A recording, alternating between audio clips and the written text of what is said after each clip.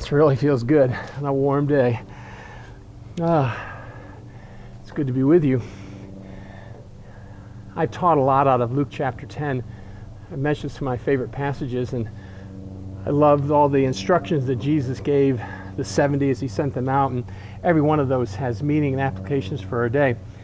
But I've also mentioned that in the bigger scope, that Luke ordered his material in such a way to be instructive to us, to teach us things about the whole idea of ministering to people. So in the first part of the chapter 10, when he gives all the instructions about sending out the 70 ahead of them to every town he's about to go, that's about how to minister in the kingdom.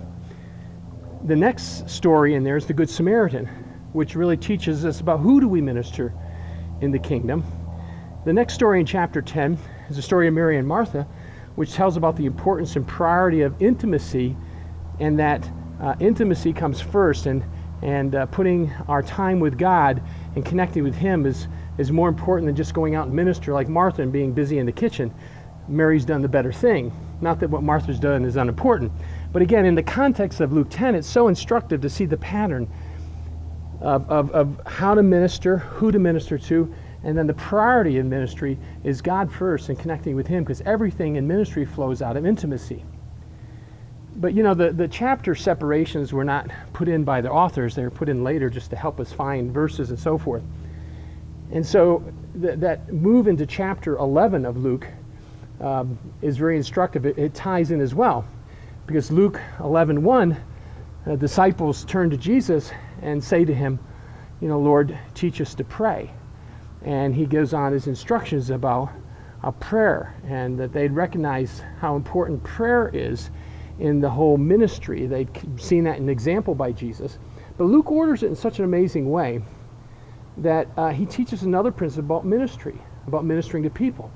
And it's simply this, is that, you know, we need to be in absolute dependence on God. That's why prayer is so significant as we do this kingdom ministry. And what I like to talk about is we need to get in over our heads, hence the pool. We need to get in over our heads in order to really be dependent on God. So, for example, earlier in chapter 10, when he instructs the 70 that they're to go from town to town, wherever he's about to go, and they're to heal the sick. Now, he didn't just tell them to pray for the sick. He tells them to heal the sick. And you're thinking, who can heal the sick? And yet they had to go believing that somehow, as they ministered, they would be able, through the power of the Spirit, to heal the sick. That's what I call getting in over your head. You're attempting to do things that are absolutely impossible. And unless God shows up, it won't happen.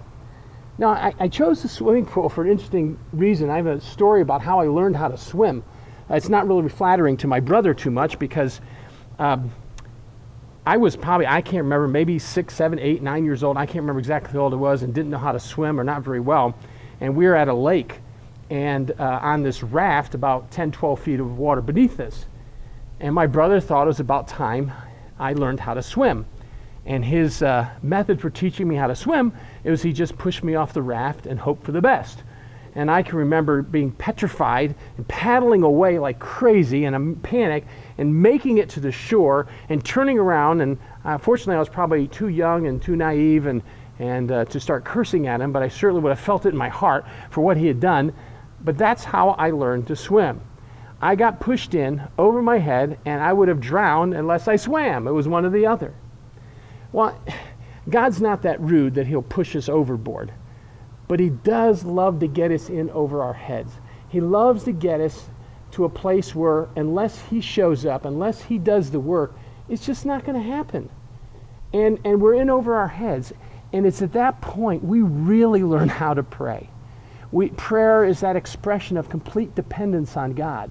And this pattern, how Jesus taught His followers to, here's how to minister, here's who to minister to, keep me first in intimacy. Lord, teach us to pray. Lord, keep us in a dependent place, because we're going to be in over our heads. We're going to be attempting to do the impossible. Like Paul said, you know, he encouraged us by saying that we could do exceedingly above and beyond all that we could ask or imagine according to the power that is at work within us.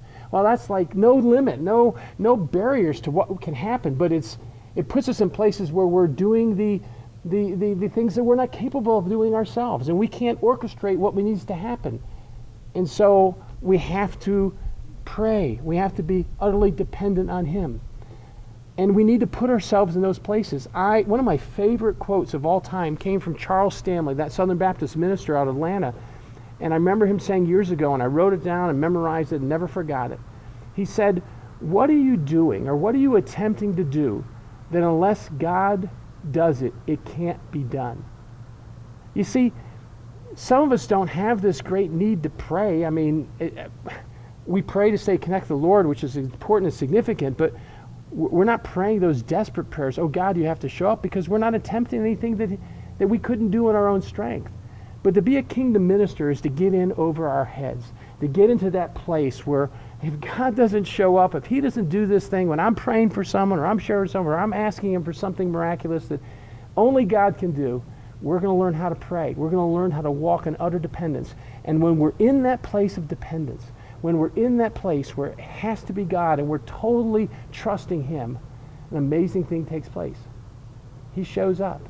He does extraordinary things. In fact, he fulfills what Paul said to us. He does exceedingly above and beyond all that we could ask or imagine. So my challenge to you, get in over your head. Watch how amazing God can be as you do that.